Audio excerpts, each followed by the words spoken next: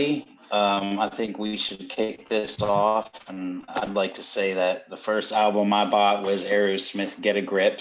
Rock on. But fun conversation. Thank you guys so much for showing up and being willing to help out with this project, this chapter 170. I know that, Tom, that you've had some, over your experience with the city, you've been kind of keeping track of some of these and making us aware of some of the idiosyncrasies and redundancies. So thank you for being here today. And Charlie, you as well as the city engineer, and the rest of my committee members, and Janelle, thanks for being here as well. I'd just like to start off with the list that Janelle sent out that had also the accompanying flow chart. That's going to be one of the tools that we're going to use. Everything related to chapter 170, we're going to kind of take a look at and organize some of those out, and also get your ideas and your thoughts and see if we have any input from the citizens at all about this project as well. So I'd like to start with you, Tom, if you don't mind. I know we had a brief discussion. I can't remember which meeting it was, but we had talked about some of the processes and how we wanted to start with this. Would you mind giving us some of your thoughts on the matter?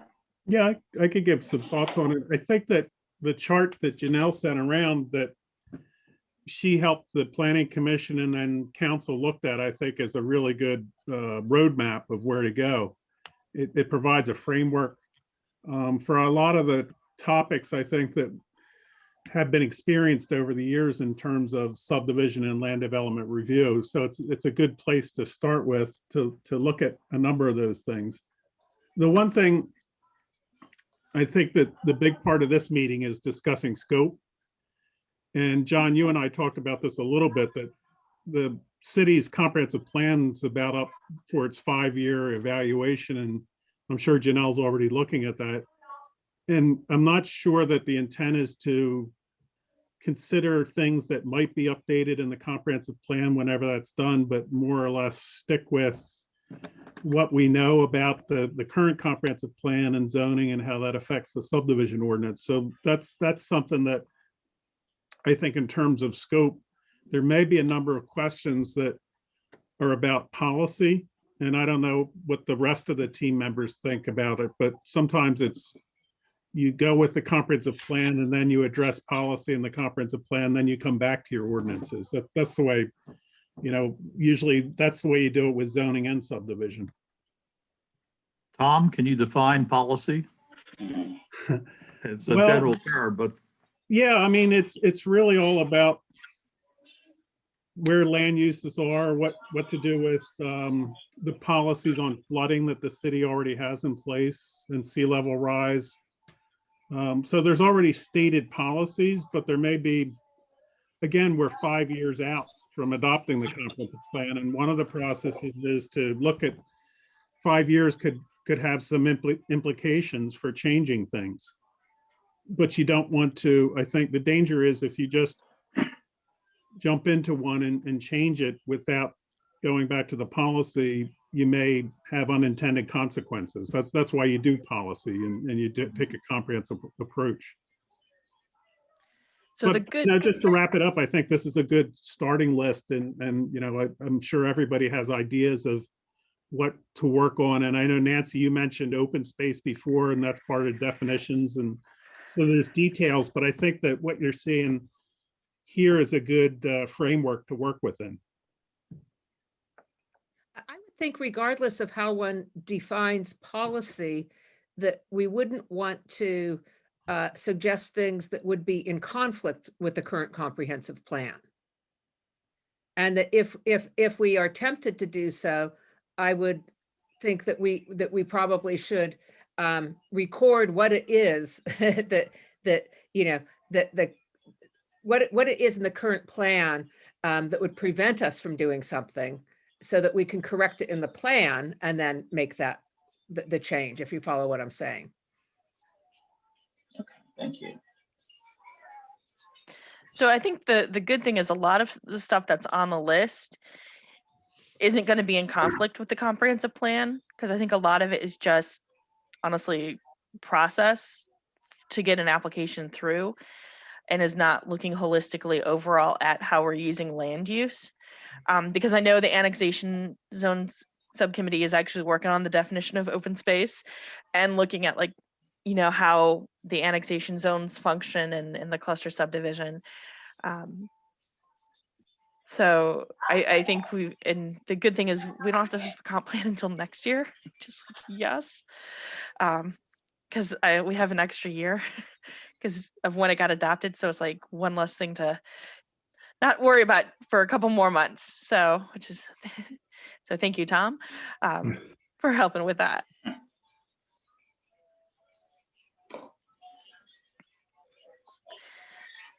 All right.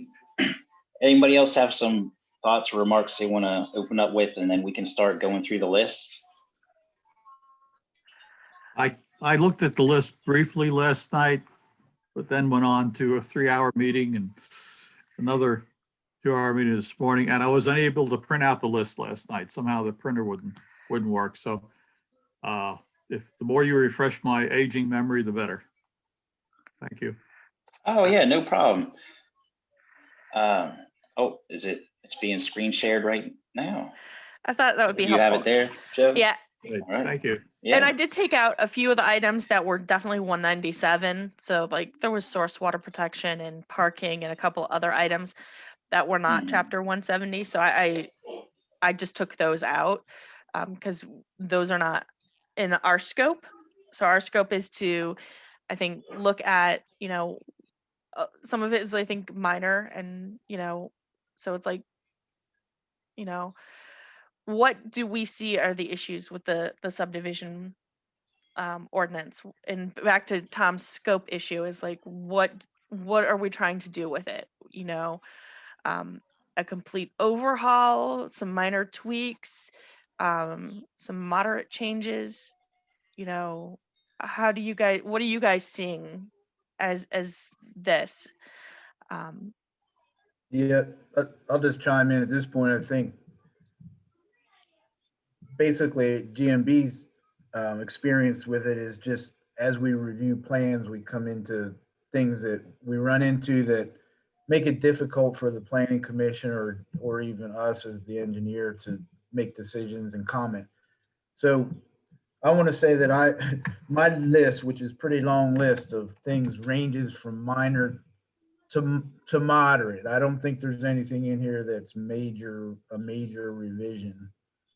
I have some ideas for some things that probably somebody would consider major, but I think they're minor in the context of our discussion about them.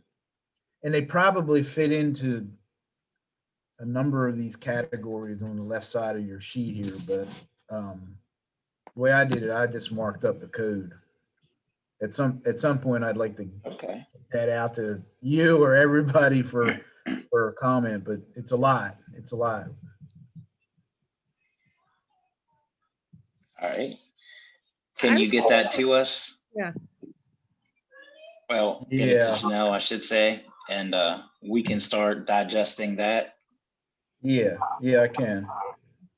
I didn't think that we were doing a kind of start with a blank sheet of paper type of revision of this. But rather it seemed that there were a lot of, smaller niggly things that could be easily addressed. And then a smaller number of, moderate things that may require some more discussion. So just in terms of scope, that's how I thought we were looking at it. And Janelle, I would just say, I was able to print it out, but under the comments section, I couldn't see all of the comments. And I even went into Adobe and tried to edit it to see if I could see the full comment. So there are things that, make the applicant record the plan and not, or things like that. I wasn't sure what the full comment had been from City Council.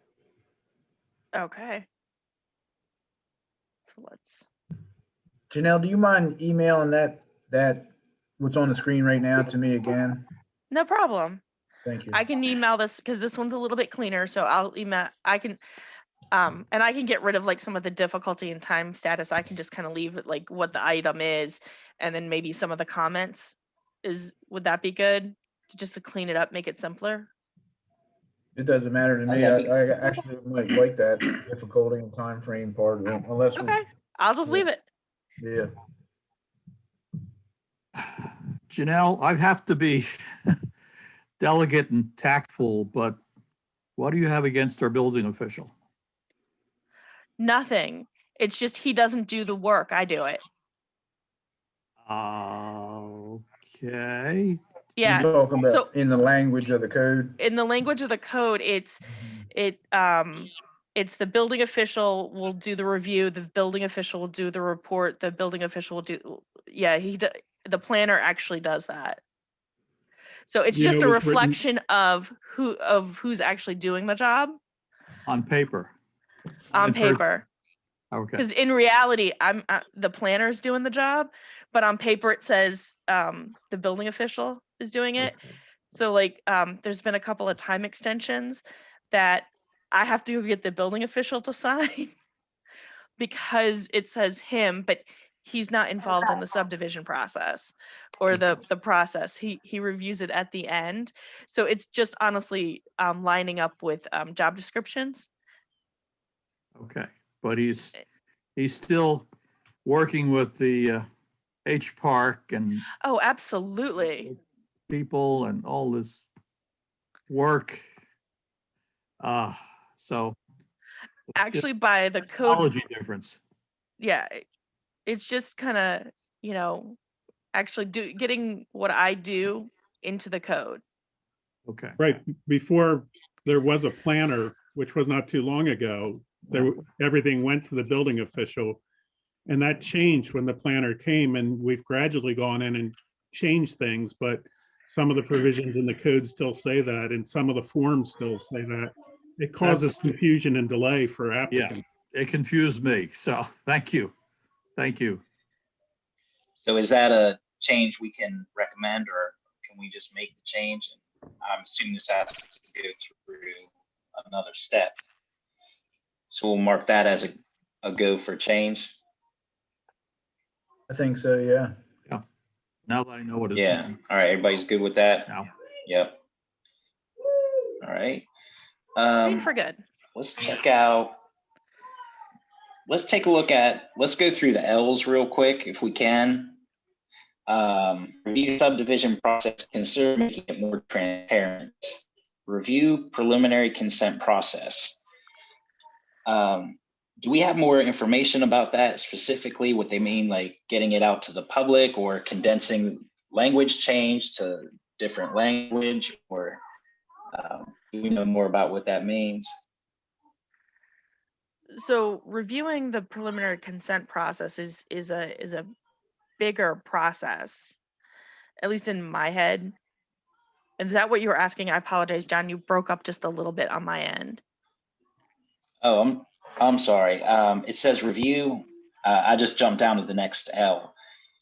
Review subdivision process, consider making it more transparent. What do they mean by transparent? Do they mean transparent to the public, or like how we're advertising it, or the language itself? So I think it's just everything. And I think making it maybe easier, because right now the application comes in, it goes to review by staff, reports are generated, it goes to the planning commission. Planning commission sets a hearing date, holds a hearing, makes a decision regarding preliminary consent. Then the applicant goes and gets all their agency approvals, comes back to the planning commission for a final recommendation. Then they take that final recommendation, go to mayor and council. Mayor and council then will schedule a public hearing for something that really already has approval from all of its agencies. Get public comment on something that kind of already has all of its approvals, and then we'll approve it, and then it goes and gets recorded, which, I think it can be hard for the public to follow.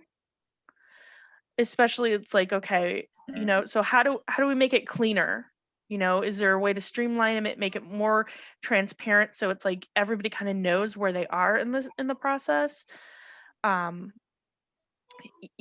Just maybe an easier process for the public to follow, because it's like, okay, well, where am I in this process? And I've heard a couple of people who don't like the word preliminary consent, so it's like, is there a better verbiage, better language, a better method of moving applications forward through a process that is very transparent? Everybody, you can tell them, oh, like, I'm here at A, and now we're going to B, instead of, I love the flow chart. It's just, there's a lot on that flow chart to follow, if that makes sense. Janelle, can I add something? Sure. This is Anne Marie. One of the other things that has come up as it relates to preliminary consent is whether it is better placed to put the council's role at the preliminary consent stage, because again, one of the things that Janelle said is, by the time they have that public hearing before council, you're really kind of too late to make changes. So the public input at that part of the process, it's too late. It's really limited. So, maybe taking the process, it's like, okay, application gets submitted, staff reviews it, does all the reports, planning commission holds a public hearing, makes their recommendation, maybe adds conditions, and then they send it to council. Council holds another public hearing, can make more changes, and then it goes and gets all its agency approvals, and then it goes back to somebody, planning commissioner or council, for the final approval. But then you're not putting all of that public comment at the end, because we've already had all the public comment. So by the time you get to the end, it's, I've got all my agency approvals, I've done everything you've asked us to do, it meets all the conditions and the code requirements, are we okay to record it? Instead of going, okay, I got all my agency approvals, now we're going to hold a public hearing, and somebody might not like this item, but DelDOT and DENREC or the conservation district or the fire marshal says, I'm good. So it's really hard to tweak that. So I think it's just something to consider, about making it more transparent. And I think it's also easier for the public to follow, instead of like, at what point do they get to speak? At what point are they in the application process? Because I think it could also be a slight disservice to the public, going, right now that you have the opportunity to speak, but it's really hard to change anything at this point because they've got all of their agency approvals. But would it be better to give them an opportunity to speak earlier in the process to get some of those changes that can be made, before they get their final plan approval?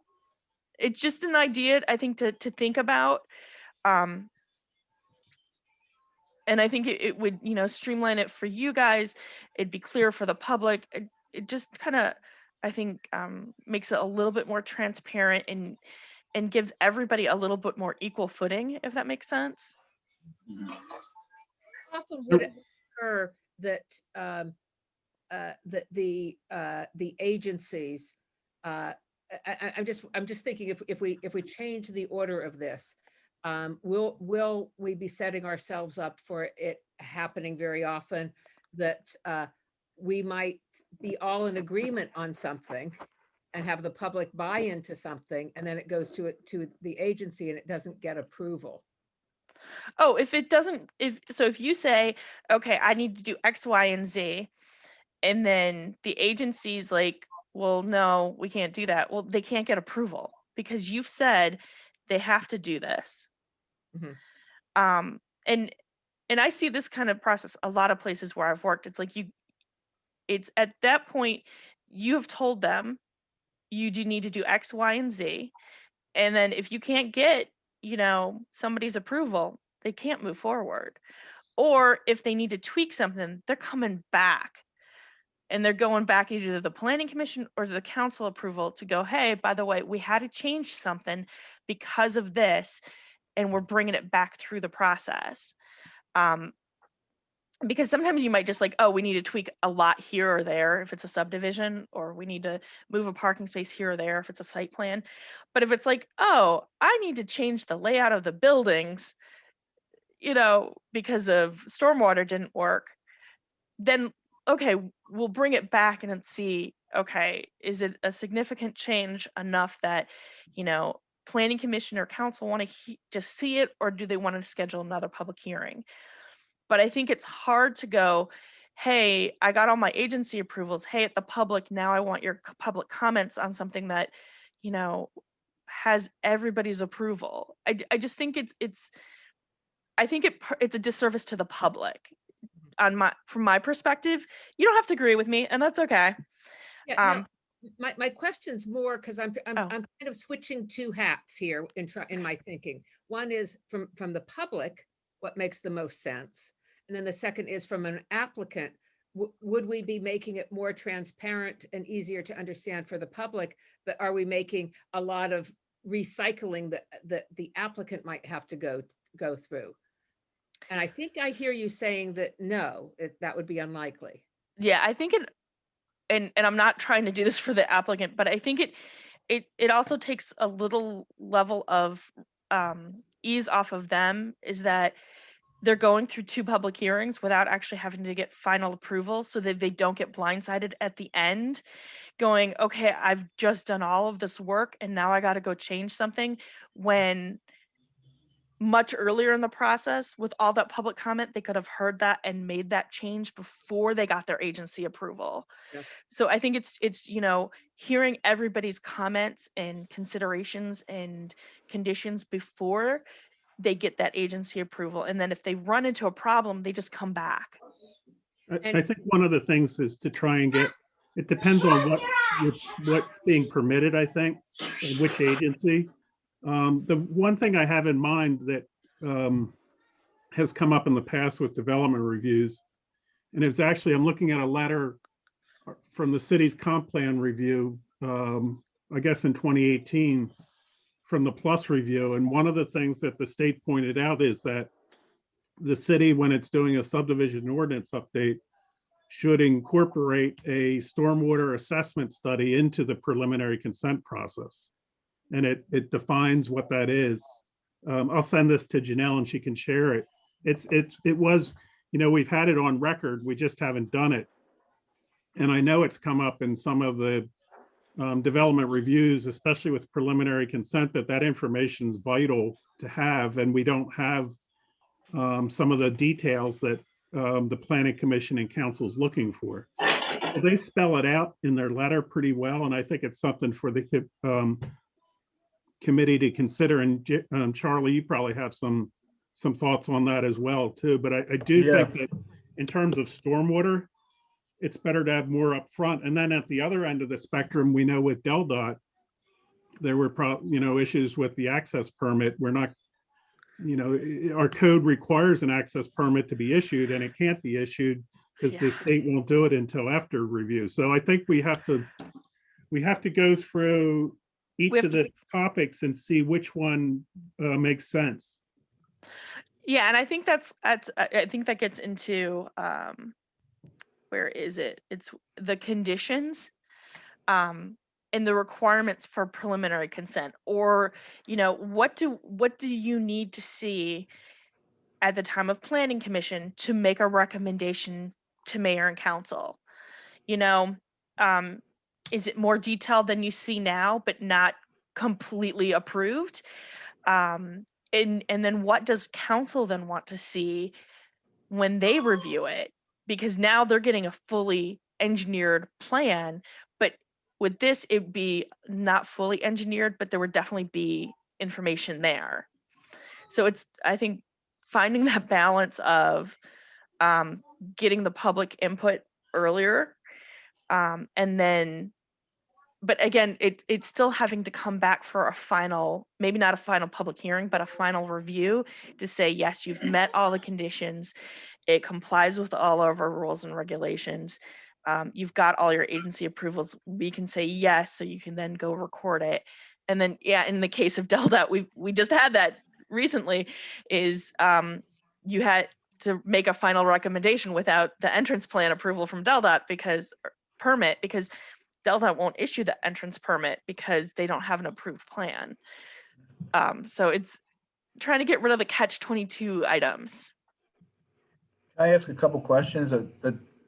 I think I'm really am on board with the whole public hearing part of your logic, and I think that really does make sense. Like, I guess I was wondering about, the list of recommendations and conditions that the Planning Commission puts together. And it sounds like that would be during the preliminary consent phase now, but I don't know. I can't remember. Maybe you guys can, Tom and Janelle, like, are those recommendations and conditions really generated from a full set of construction plans, or will a preliminary set suffice for developing those?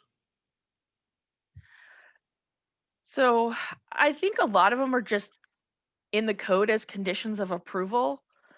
And Tom Tom has worked with it a little bit longer than I did. But I think like some of it is, hey, you have to reach out to the byways subcommittee if you're on a byway. I'm like, well, we were going to make you do that anyhow. But I think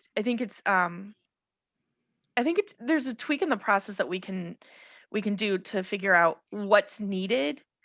And maybe it's, maybe we need a little bit more of what, maybe not full final, but before you're moving on to mayor and council, we want more details than a preliminary. Does that make sense? Or we want the items at preliminary before it goes on to council. So, and you're not showing up with a concept plan, you're showing up with that pretty good preliminary plan that then would go to council. So there's still some engineering work that has to be done.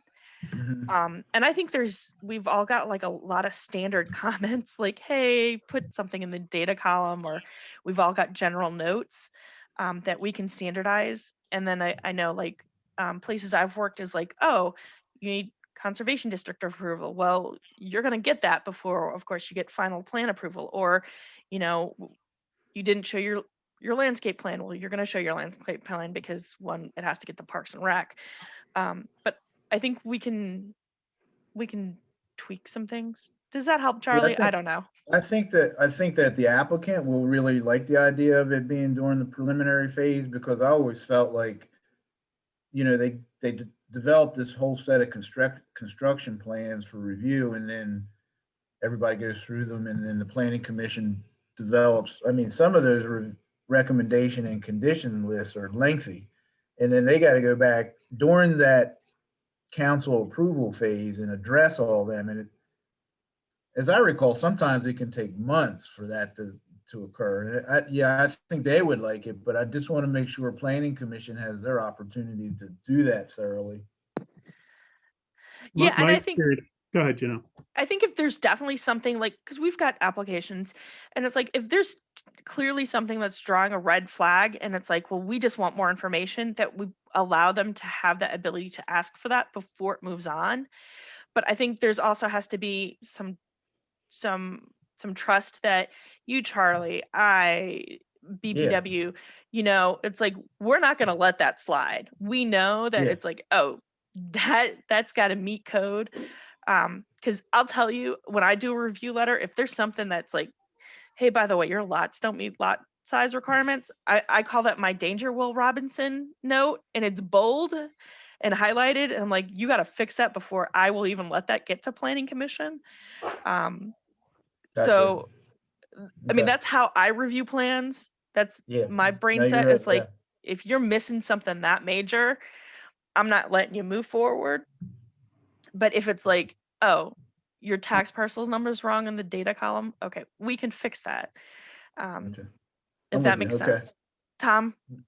Well, I was going to say that we were talking on process, and the conditions are another one on the list. And I think a really important one, council also said one of their comments was it's really key. I think it's key because it comes early in the subdivision ordinance and preliminary consent, the 22 items. But there's also standards and guidelines in final plan and under council and under the improvements plan.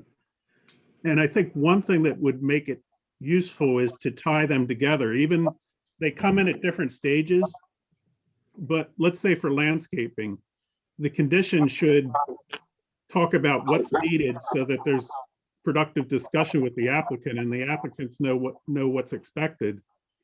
And some of the details may not come until the improvement plan submitted, but they should be related. That's my idea.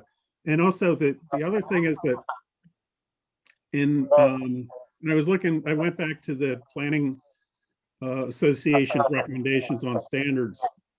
For subdivision, the key is to have subdivision standards, which are more prescriptive and more shall and required.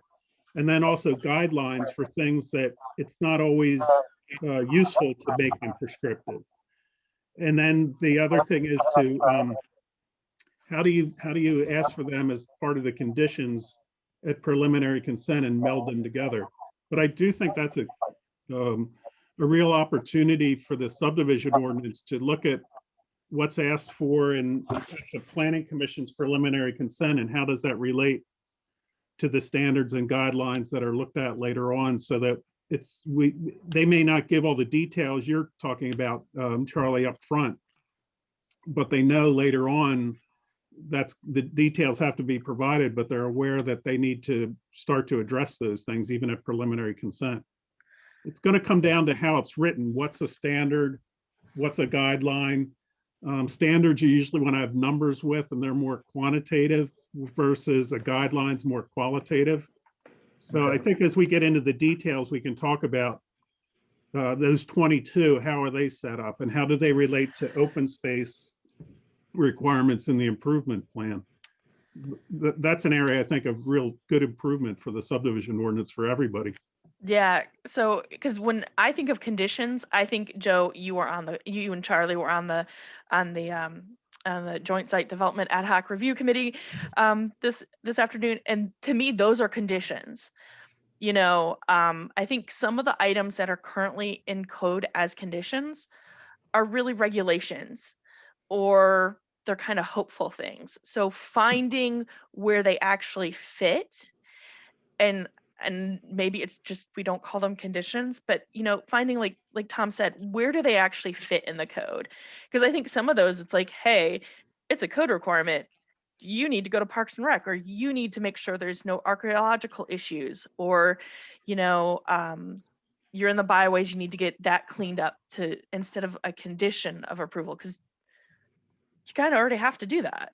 So making, to me, a true condition is like, somebody says, well, I'm coming in with, it's like, hey, I want an extra couple of number of parking spaces. That's a condition that you can go, okay, like some of the stuff we did today, it's like, oh, I mean, I know we were looking at architecture and, extra access to bathrooms and requiring that, okay, you said you were going to put 218 trees, which is well above code. We're going to hold you to those 218 trees. So it's like, you come in a plan with 217 trees, we're going to go, like, I'm sorry, that condition, because you said you were going to do it, we have to have 218 trees. Does that make sense? Mm-hmm. Yeah. Instead of, and I like the idea that Tom has is like the guidelines and the regulations. I think a lot of those conditions fall into those criteria, if that makes sense. So I think, and Tom, I'm really interested in that plus report regarding this. Would you call it preliminary stormwater assessment or something? Yeah, that's what they called it. They said it comes out of the 2014 state erosion and control regulations that were adopted, and they specifically called that out when they reviewed the city's comprehensive plan and suggested we think about that for the subdivision ordinance. So that's one of the things we haven't gotten to, and we're meaning to do it because it does come up. Because I mean, the idea is that at least there's some discussions, and maybe it suggests having the applicants meet at least preliminarily with the regulatory agency, meaning the conservation district. So those are the types of things that I think it helps get information up front or dialogue going. It may not be full construction, but they do talk about some construction standards in there to look at. So it's something that I think it's important for the city to look at, and maybe even we bring someone in from the conservation district and talk about it. What's their process too, to help us understand it better. So Well, I'm, I totally agree, because right now we have subdivisions that are in the preliminary consent phase that are at all different levels of communication with SCD, from just, a talk, a preliminary discussion to full approval, and they're still in preliminary consent, and so it'd be nice to clean that up. and I've worked in other places. And this is just a personal preference, requiring a pre-application submittal meeting, that they're meeting with staff before they make an application, because that actually happens in other sections of code. And what I know a couple of other people do, other places and states do, is it's like, okay, you want to have a pre-application meeting. I want proof that you're meeting with DelDOT, the conservation district, the fire marshal, or can we all get together and just have, half-hour meeting? I'm like, okay, so we're all at the same table at the same time, so we all know, okay, this application's coming in, and it's like conservation can district go like, that doesn't drain real well, and Charlie can go like, well, your water and sewer lines are coming from this way instead of that way, and I can go, your lot sizes don't meet, or don't forget about your sidewalks. So it just, ideas to think about, that I think would then help with Charlie's issue about like, where are you in the process? And I think that way then we're kind of getting on a better footing, for everybody.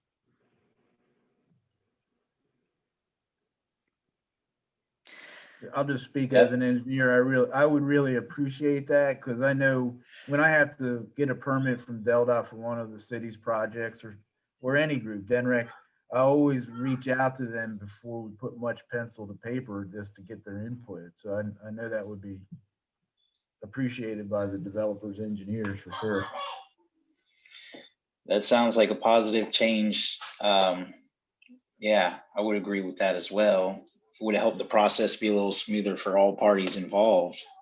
And it sounds like it's more consistent with other agencies as well, if I'm hearing that correctly. Correct, yeah.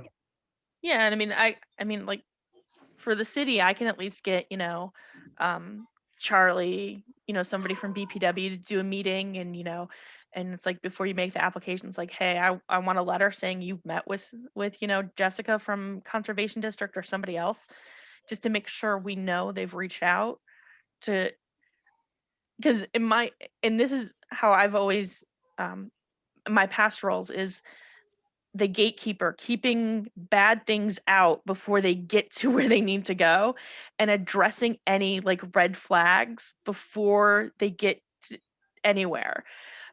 So it's like, I'm helping the applicant, but I'm also saving you guys time and an engineer time, going, okay, you need to fix that. Like, finding the red flags and trying to tone those down.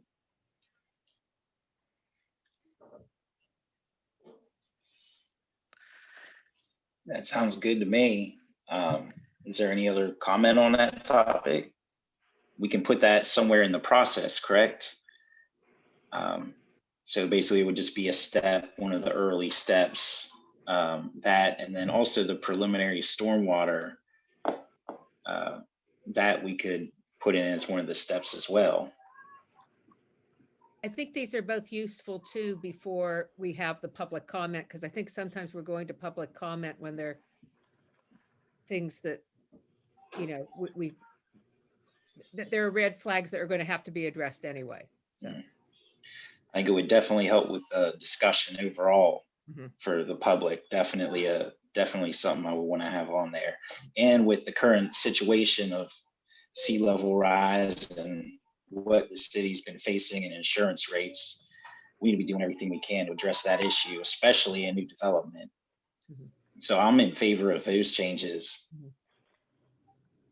Question about regarding, well, sea level rise, and it, on your chart, Janelle, I think it was number 9 about the change of the slope in the stormwater pipes. And this was a waiver that came up on a previous project, which shall not be named. But it seems like that's going to become a standard now, a change of the slope. And exactly why? Is it to be, Charlie might answer this, is Yeah. the stormwater pipes is storage? What's No, the way the code reads right now, it requires 15-inch diameter pipe at 0.5% slope, which is excessive for storm drain or pretty much any pipe underneath a road. And with storm drain, the standard for good engineering practices to have a velocity through those slope storm drain pipes of 3 feet per second. And that velocity is dependent upon the diameter of the pipe and the slope of the pipe. And that gives you what the velocity will be through that pipe. So Janelle and I and somebody else was part of that discussion. We put the, Darren or somebody, we put together language to that effect, but it's still sitting out there, isn't it, Janelle? I was wondering about that today. It is, and I was Okay. kind of hoping maybe, because I'm guessing you've got more than just that one, Charlie, in some of the items in your list, that maybe we could just clean it up as part of this. But if you want to move that one faster, I'm totally okay with that. Well, this is just me selfishly speaking. I'm tired of addressing it on every single job, because it's got to go before the planning commission and city council. And I got to go through this whole explanation every time. And it's I get buy-in from 90% of the people, but there's always people who doubt me on that part, on that thing. But anyway, yeah, it doesn't Okay. matter. I'll try and move that whatever one falls, it falls. Yeah. forward. one more item to attach to that? I'm wondering, with sea level rise and storm drains and stuff, should we be looking at backflow preventers, flaps, say, in our stormwater systems at this time? I would say not necessarily so, unless it's a really particular instance of where that stormwater facility is located. Most stormwater ponds are well above the floodplain, well above sea level rise, and Okay. they have freeboard already built into them. Okay. And you got to remember that when a 10, 25, or 100-year storm hits that pond, it's going to manage that storm event. And then after it does, even if we have another 100-year storm the next day, it's going to manage it again. So I think the whole sea level rise effect on the performance of stormwater management ponds is not as it's not as Critical? as we sometimes think. Okay. All right. Well, let's just stick with the slope then, get that fixed. Thank you. Yeah.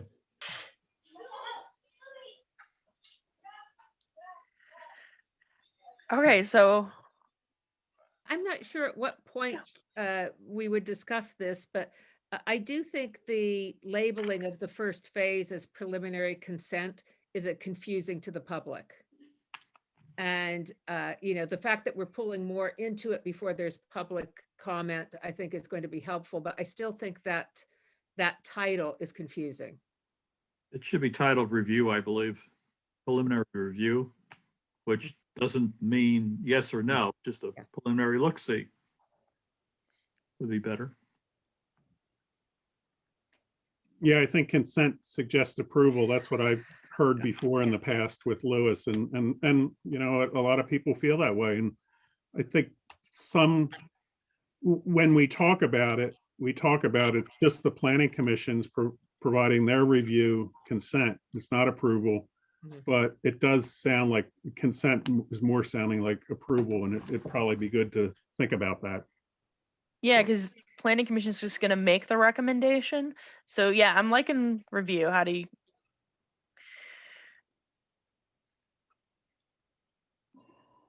I'm good with review. I think the only other word that came to mind when I was thinking about this was some type of evaluation, but I think review is actually a much better word to use in this case.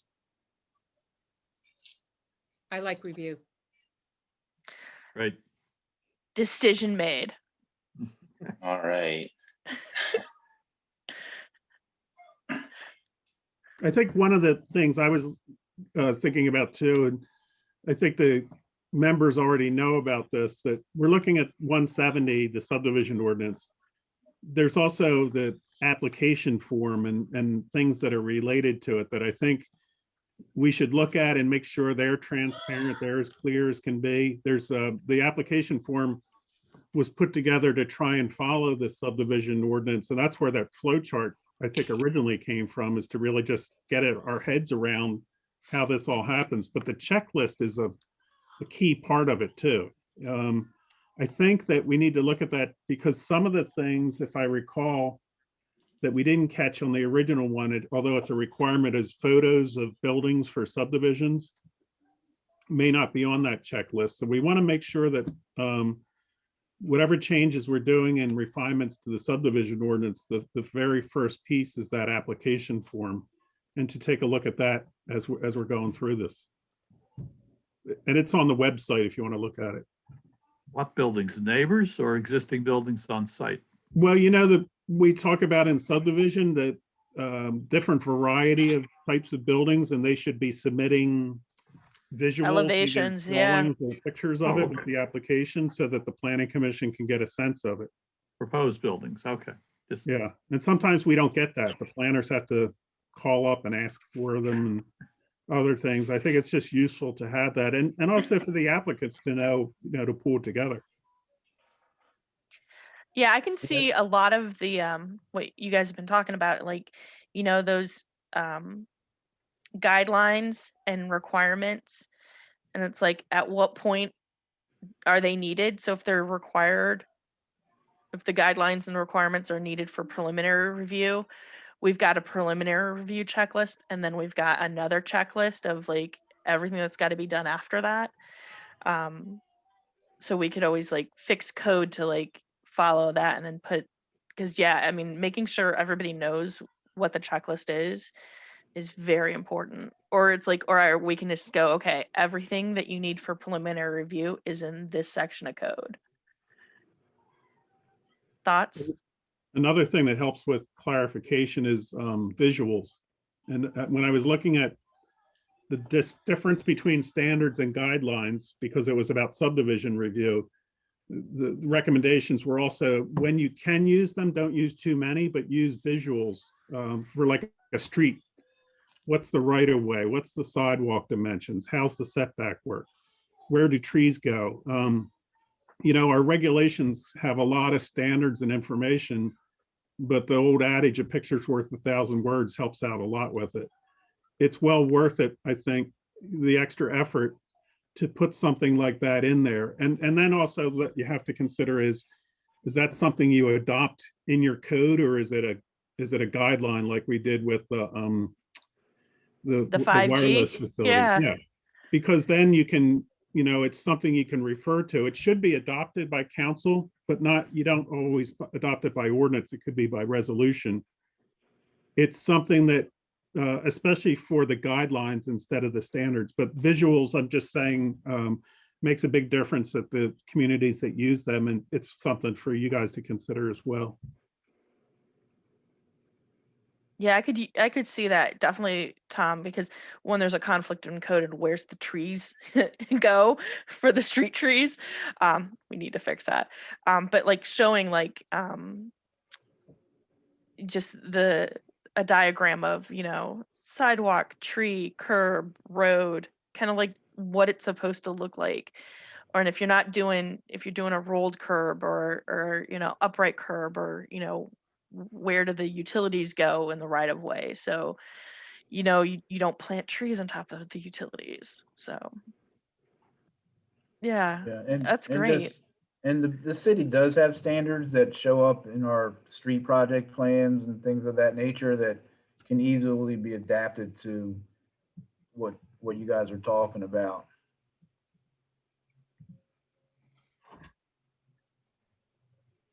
You know, the one thing in that, the application that Tom was talking about, I don't know this to be a fact, but I always felt that it was confusing for applicants in terms of the fee they pay for like my review and the BPW's review.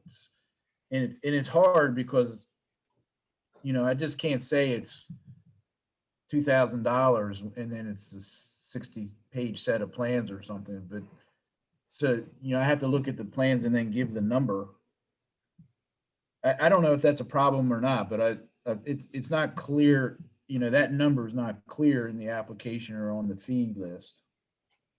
It is clear about that they have to pay that and it has to be put in escrow ahead of time, but the amount is a little odd. And it might be that some of it's the fee for city review versus the Board of Public Works, right, Charlie?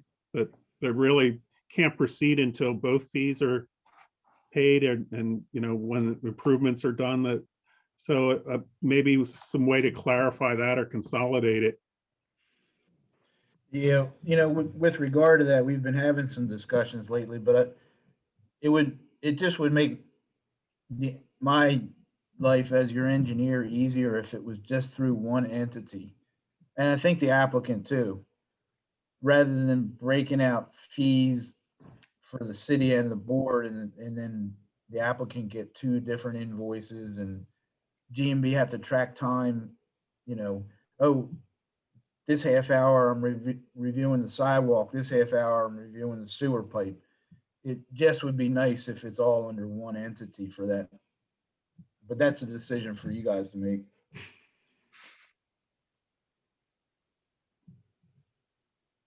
Pretty much right now, everything goes through the board. It has for like the last about 10 years. Do you have, I think I'd be in favor of looking at that, definitely. Do you have an idea of what it would look like how that would be worded, or what the process would be? Something that you have for us about that, or how would you like it to read? You know. Yeah, I can put something together in there. Yeah, and then we can kind of take a look at that and. I might already have it, but I have to look. Yeah, if you get that to Janelle, I'd appreciate it.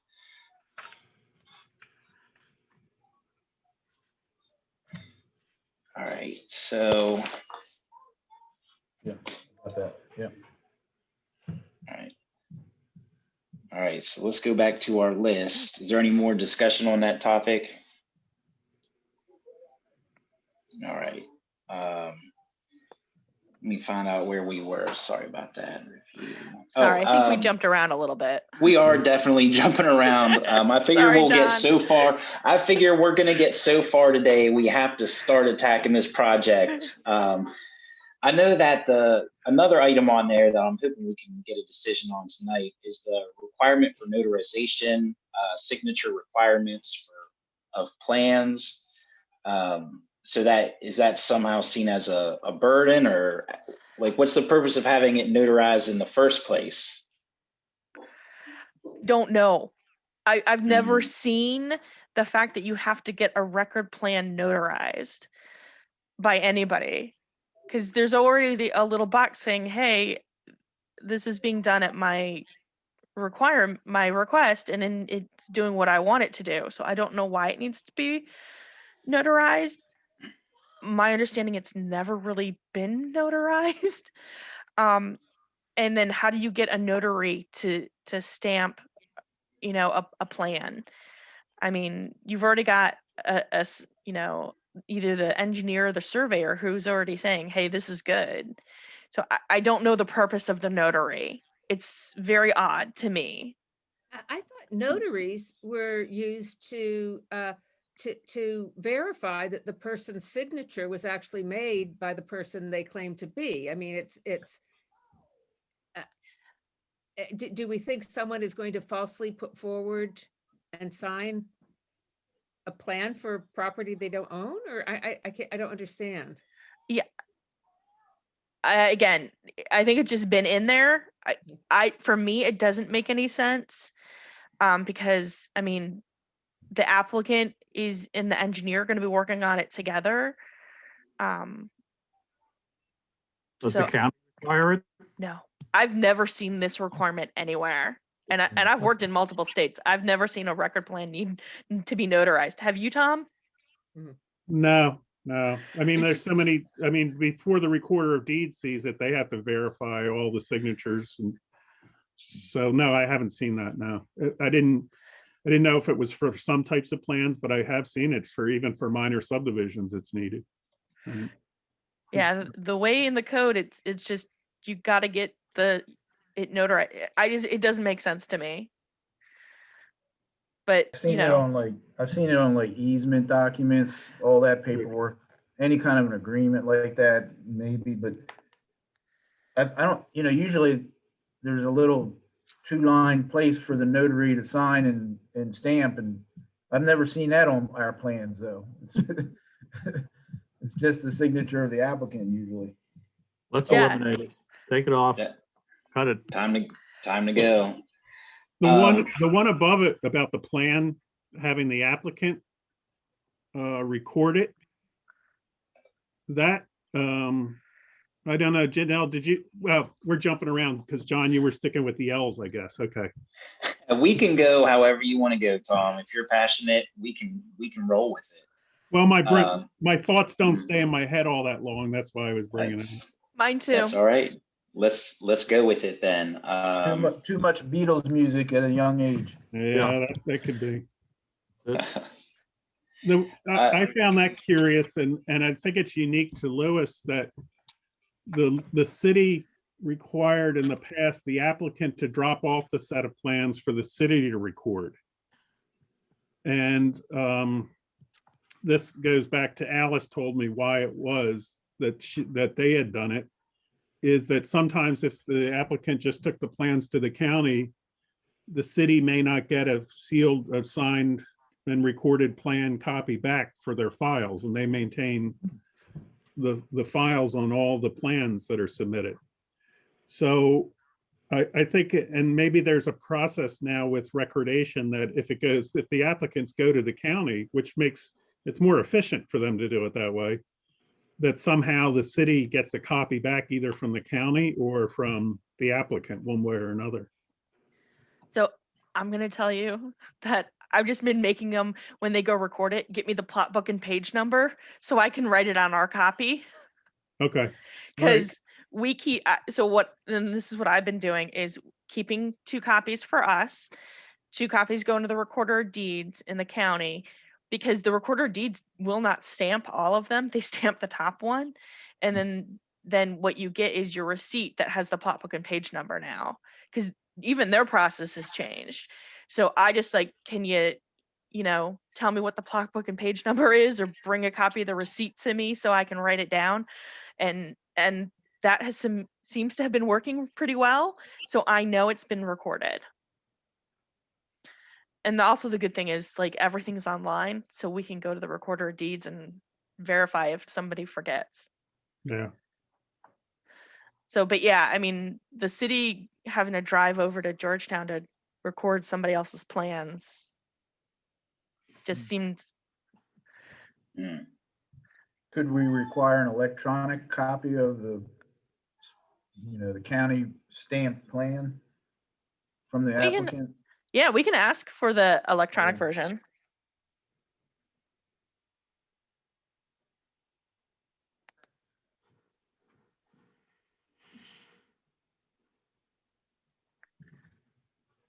I think it came up when questions arose about addressing after the fact, after it's recorded. And then city staff would be drawn into some addressing questions and verifying things. And that's why they needed to really, that's when the plans, one of the times the plans were needed. So we're going to make the change that we get an electronic copy. Yeah, I think it sounds like everybody's good with us making the applicant record it, and then we just get verification of the recordation. Absolutely. Okay. Along with this theme, I believe there was something else about the number and types of copies of plans required. So you don't need as many copies as applicants are giving us. Is that what's happening? Correct. Okay. Since everything's pretty much electronic and we're doing it electronically, I don't need 5 paper copies. And I mean, and Charlie can admit, if I get 5 paper copies of something that's 60 pages, I feel like I've killed a tree, and I'd rather, and they're 24 by 36. And if I just need one to review, for when an application comes in, one's for the file. So one, I've got an electronic copy that can go online, one for the file if anybody wants to look at the paper one, and one for me to review, I'm good.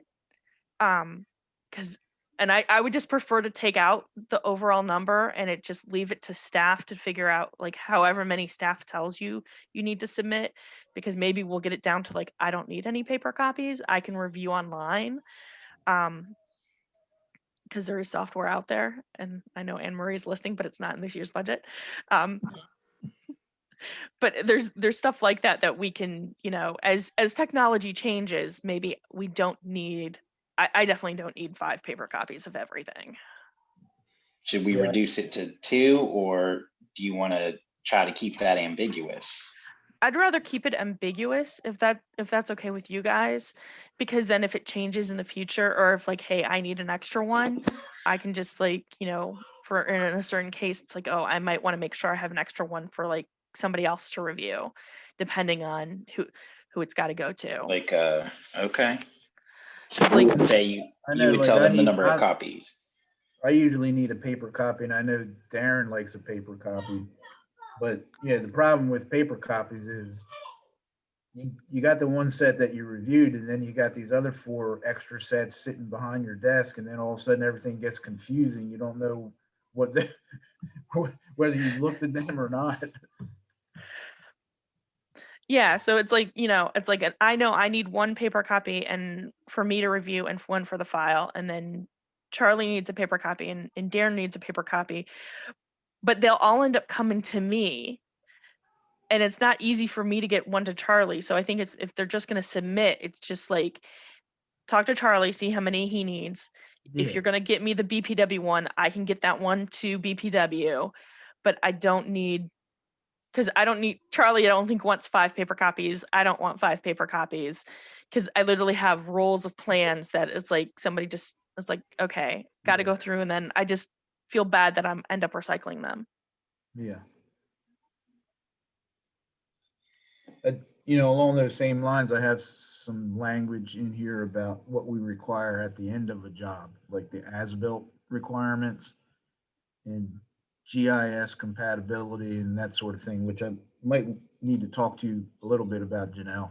Okay. To make sure that it correlates with your GIS and the board's GIS. But Perfect. We can get to that point. Okay.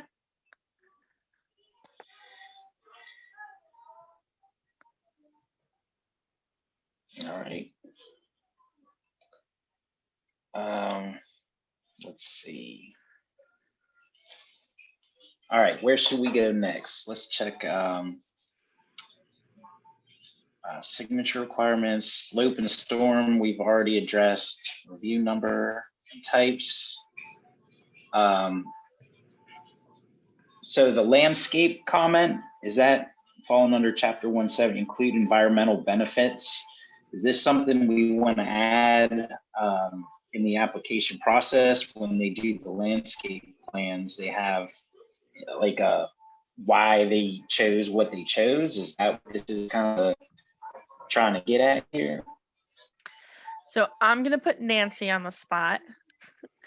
Do you think this is something that to me, this is something that the annexation zone subcommittee is kind of looking at when we're discussing open space? So do you think this makes more sense there than in the subdivision? And then if something comes out of, like, the cluster change, that we can bring it forward to here? Okay. I mean, it seems to me we're a little bit of the way down the road in discussing that. And once we have a clear definition of open space, it should be applying across the boards whenever we use the term open space. So if this committee is agreeable to that. Yeah, I wanted to make sure it was okay with you before I.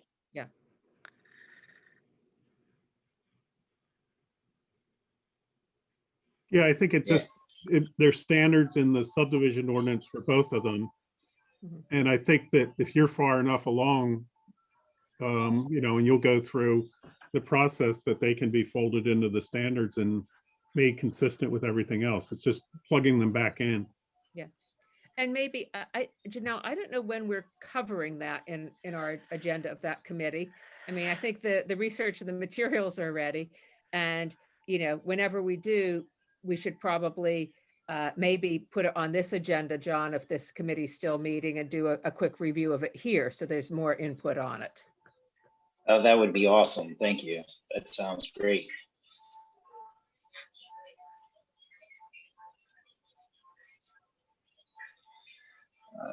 Right.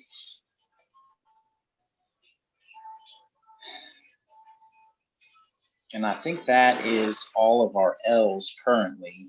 So I think we can hop over to the M's now, or maybe one of the MLs. I know that definitions is something that always comes up, and it's on the list for this as well, consolidating definitions. And understand that there's efforts also going around in some different subcommittees or maybe full commissions about open space, buffer zone, things of that nature.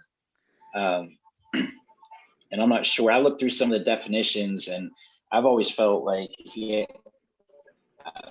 is there a problem with having too many definitions? I don't know. I've never really been overly concerned with definitions, to tell you the truth. I feel like they do end up getting redundant.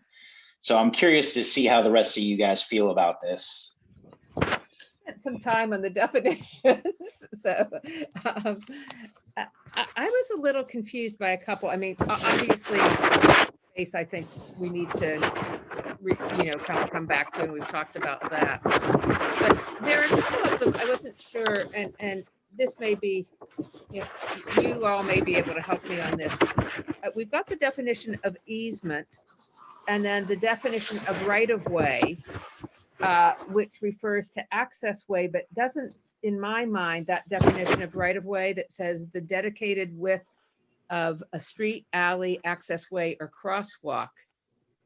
I thought we'd been talking sometimes about right-of-way for different utilities.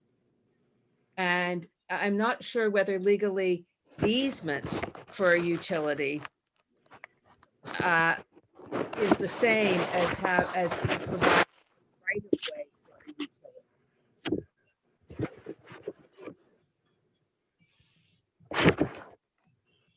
Typically,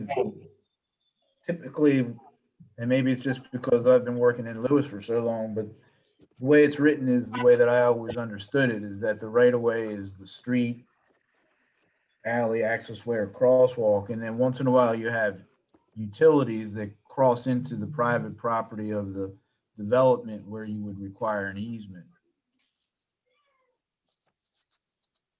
Because those right-of-ways will be dedicated over to the city at the end of the job.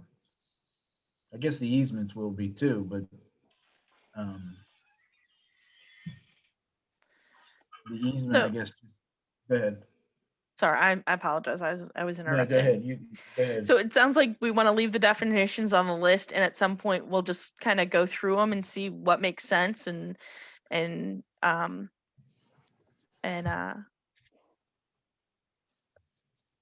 so we can do that. I think the one thing back in, I guess it was 2017, there was a subcommittee that was looking at zoning at that time instead of subdivision. And they took a stab at definitions. And I think it's the one thing that they were on their marching orders was to make sure that the definitions in the zoning and the definitions in the subdivision ordinance were consistent, and they weren't in all cases. I know that there were changes made to the zoning ordinance, and that had to be done in a rather expeditious way, because you only had so much time to do it because of the comp plan being updated. And I'm not sure that they completed there was a lot of evaluation of definitions and to change it in zoning and make it consistent in subdivision. I think that those files are still out there somewhere. Whenever we take a look at it, we should look at just to see that research that was done before and some of the suggestions that came out of it. I think open space was one of them. So you mean open space could be defined one way in chapter 170 and another way in another area of our Hopefully it's code? not. It does. I mean, different communities have different definitions for open space, but hopefully for consistency's sake, they would be the same, even if you might state them. That's the problem with having them in multiple places, that Right. one gets updated and the other one doesn't. Right. If, Yeah, and I think at least yeah. the planning commission should know why there's a difference if there is. Yeah, it just seems that it would be weird that we would come across that situation and it not be, correct or incorrect rather. I So think if there is a file out there, it's something that could be searchable. That's why I was saying if there's a file, and because there are many, many definitions, and I think people had to turn their eyeglasses up a few notches to do that back then. If that file's still out there, and Kay Carnahan might have copies if we can't locate them. I think she gave me I do hers, recall her doing Okay. this. Yeah. and I think it was like 40 some odd pages or something. It was huge. Yeah, So that might actually just be a separate subcommittee. or Yeah, group. definitions. Like somebody wants to tackle definitions. So I'm gonna apologize. I have an appointment at 5. So I'm gonna need to leave in just a few minutes. But we also had a request. Wanted to know if we were gonna take comments today from the public. So do you guys want to, maybe not today, but definitely at the next meeting, definitely take comment, because I think we've just kind of been bouncing ideas off of each other, trying to figure out, okay, what do we want to start with? What do we want to get, digging in? And I've kind of like, okay, I've color coded them, the Excel file saying, yep, we're good with these. We're going to have to do some work on some of these, and then, look at some other items. Yeah, I'm okay with that. And I'm also, we can always take public comment at any time it can be submitted, right? Yes, absolutely. I'm just going to admit, when Anne Marie joined, she became host, and I don't have the host capabilities to let somebody talk at the moment. So I joined from my phone so that it wouldn't do that. yeah, it still likes you, more than me. Oh, So I don't even know how to fix it. I'm sorry. that's okay. So Mr. Quill, unfortunately, we cannot, I mean, if you want to put something in the Q&A, I can definitely read it aloud. But I can't let you talk today because I don't have the ability, but we definitely want to take, from what John says, take public comment. So, and then I'm thinking next steps is, as I can talk to Tom and we can kind of figure out, tag team, what Tom can help with and do some work on in research. And then, because I think a lot of these items might be easy, but I think definitely when we're looking at the guidelines and the requirements and the process, definitely going to have Tom help me and help us. Does that sound like a good idea with you guys? Sounds Yeah. good to me. Okay. And do you guys want to meet in like 2 weeks, 3 weeks, 4 weeks? Yeah, let me take a quick look at my calendar here. So, And I apologize for cutting this a little bit short. Please forgive me. I'll work on my scheduling of meetings better and items better next time. are you looking into the first week of June right now? We can. Okay. How I am good all those days, starting at 3 o'clock. If anything like that will work for anybody else. I'm on vacation that week. And Okay. I'm camping kind of remotely. I should be back by the 4th, which would be the Friday. But I'm wondering even if You want to just look at the next week? or the week before. So the week of the 27th or the week of June 7th. Oh, I was suggesting even the week of May 23rd, if we want to keep this. Oh, moving. sorry. Mhm. Did I say, I meant the 24th. Sorry. I don't know why. Yeah, it's the 23rd. Yeah. Yeah. Sorry, Nancy. On whether you have Sunday or Monday as your start. I look at the Mondays because that's when my work week starts. I'm good for the 25th or 26th. Me too. 26 does not work, but we can do the 25th at 3:30 or 3. I could And start it. Janelle, are you looking at the public meeting calendar? I am. Okay, sorry. I just, That's why I know BPW's meeting on the 26th at 4. So we can't do that one. Yeah. Thanks, Anne-Marie. I could do as early as 3. It's up to you guys. Yeah, I'm seeing if Nancy and Joe's all right. Fine with me. Okay. Okay. I think somehow Joe ended up not like. Yeah, he got kicked out and I just haven't been able to bring him back in, but he is listening. oh gosh. Oh, Write in comments whether these dates are fine for him. Or if he can just email me or tomorrow and then I know I can schedule. But if the 25th at 3 does not, or the 25th at 3, okay. It's been a long day. If the 25th at 3 doesn't work, then do we want to go to the week of the 13th, 14th? yes. Good for me. So would the 15th at 3 work, or are you good on the 25th at 3, Joe? I'm good on Tuesday, the 25th at 3. All right, we've got a meeting date. Wonderful, everybody. Awesome. Thank you all so much. Really, Okay. really appreciate it. All right, and who took minutes?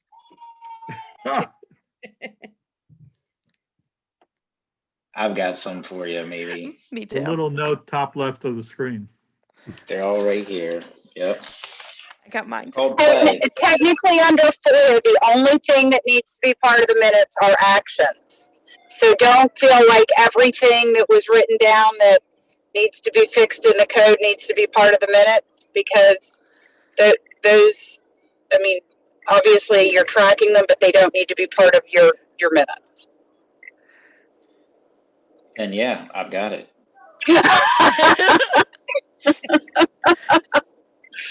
Yeah. In that case, we've all taken very detailed minutes. Right, exactly. Good job, everyone. Thank you all so much. I look forward to seeing you all again in a few weeks. All right. Alrighty. Thanks, everybody. Okay. I'll talk to you tomorrow, Tom. I know. Okay, thanks, Janelle.